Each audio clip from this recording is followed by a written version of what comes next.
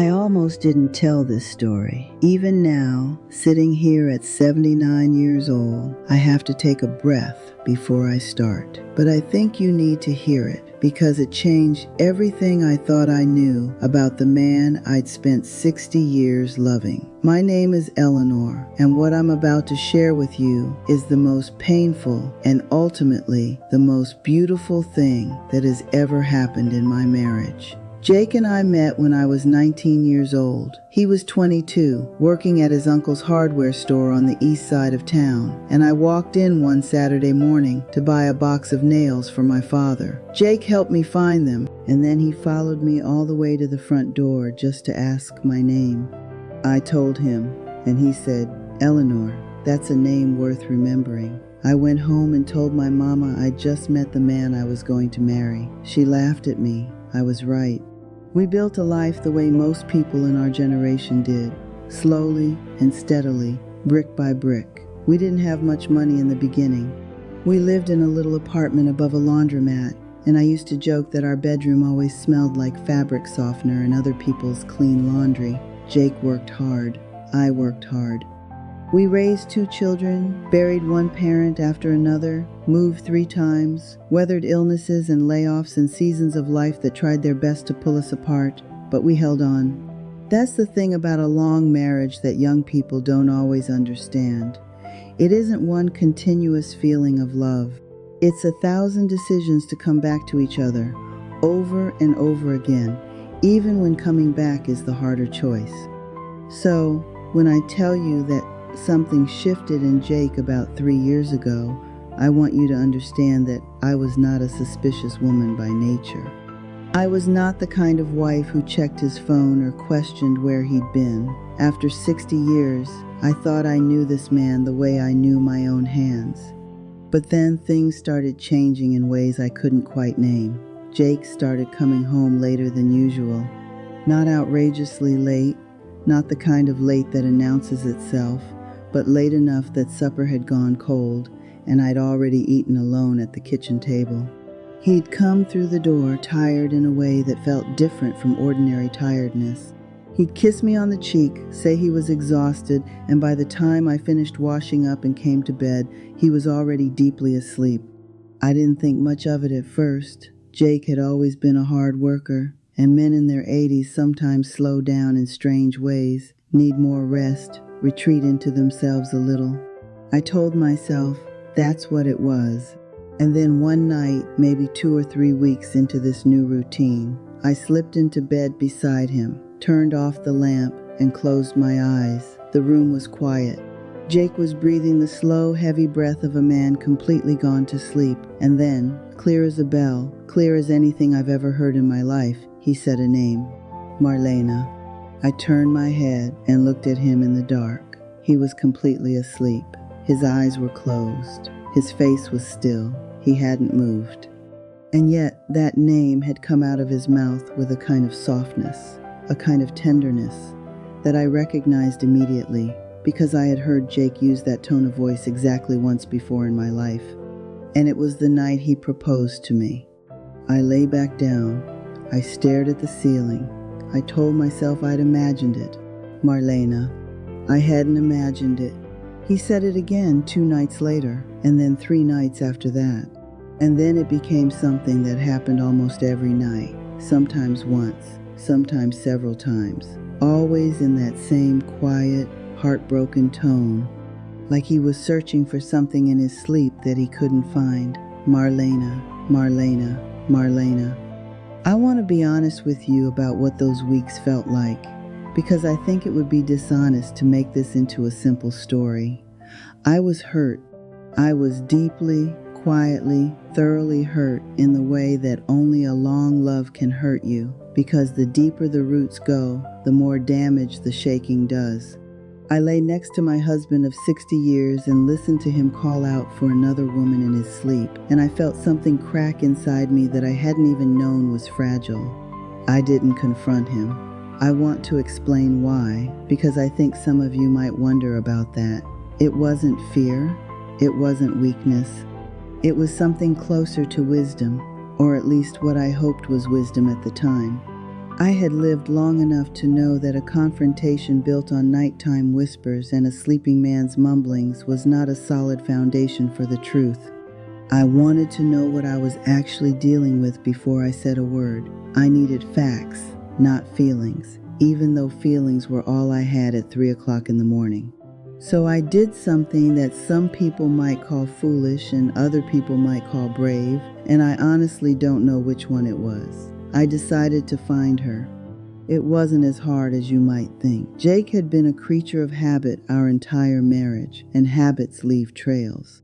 I found a name written on a folded piece of paper in the inside pocket of his winter coat, the one hanging in the hallway closet that he'd started wearing again as the weather turned cold. Marlena. And a phone number. I stood in that hallway for a long time with that piece of paper in my hand. I thought about all the ways this moment could go. I thought about 60 years of Sunday mornings and kitchen arguments and hospital waiting rooms and grandchildren and growing old together. I thought about a young man following me to the door of a hardware store just to learn my name. And then I picked up the phone and I called her. She answered on the third ring. Her voice was older, maybe mid-70s, a little rough around the edges, the kind of voice that had lived a full life and wasn't trying to sound like anything other than what it was. I told her my name. I told her I was Jake's wife. And I told her I'd been hearing her name in my house for 3 weeks, and I needed to understand why.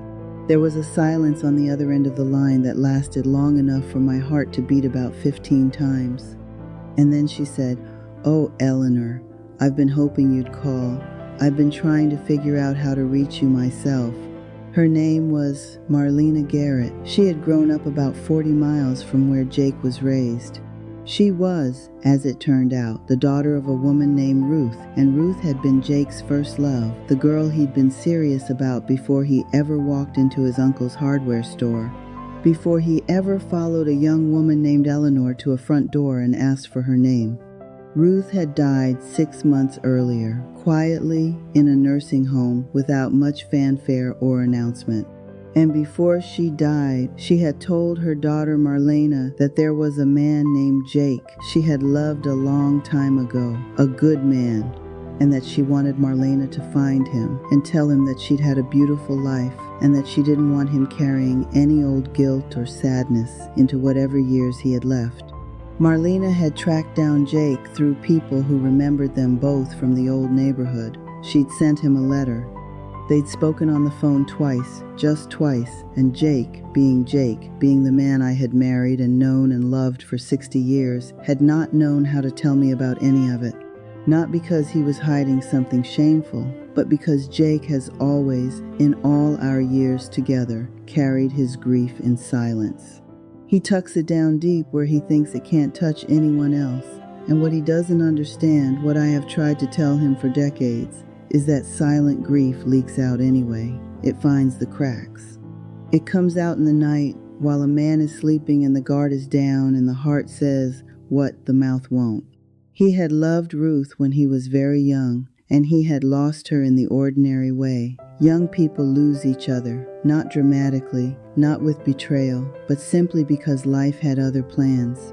And he had never spoken of her, not in 60 years, not once. And when he learned she was gone, something in him had needed to grieve that, even all these years later, even at the end of a long and happy life with me.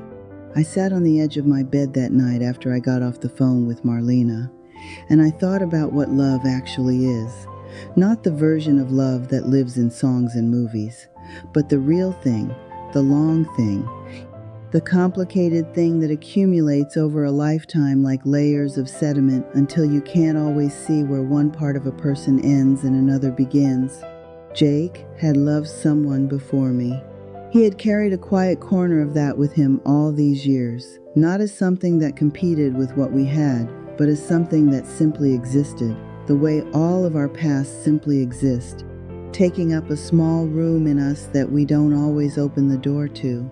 When I told him I'd spoken to Marlena, he looked at me the way he looked at me the night our first child was born, like he was overwhelmed with something too large to fit into words. He apologized for not telling me. I told him that I understood why he hadn't, even if I wished he had. We sat at the kitchen table until almost midnight, and he told me about Ruth for the first time in 60 years. And I listened, and I held his hand across the table, and I was glad, I was genuinely glad, that he had the chance to say it out loud before either of us ran out of time. There is something I want to say to you before I finish, something I've been sitting with ever since that night. A long marriage is not a simple thing. It is not a clean thing. It is made up of two entire human beings, each of them carrying their own history, their own losses, their own small rooms with closed doors. You don't marry a person, you marry a life. And the longer you stay, the more of that life you come to know. And sometimes, even after 60 years, there are still rooms you haven't been in yet. I am not telling you this story because it has an easy lesson. I'm telling you because I think a lot of people would have handled that piece of paper, that phone call, that name, spoken in the dark, very differently than I did. And I think the reason I handled it the way I did is simply because I had lived long enough to know that the truth, even when it hurts on the way in, almost always makes more room for love in the end, not less. Jake is asleep in the next room right now. He doesn't say Marlena anymore. He knows she got the message. He knows Ruth knew. And I like to think that somewhere Ruth is resting easier for it. And so is my husband. And so, finally, am I.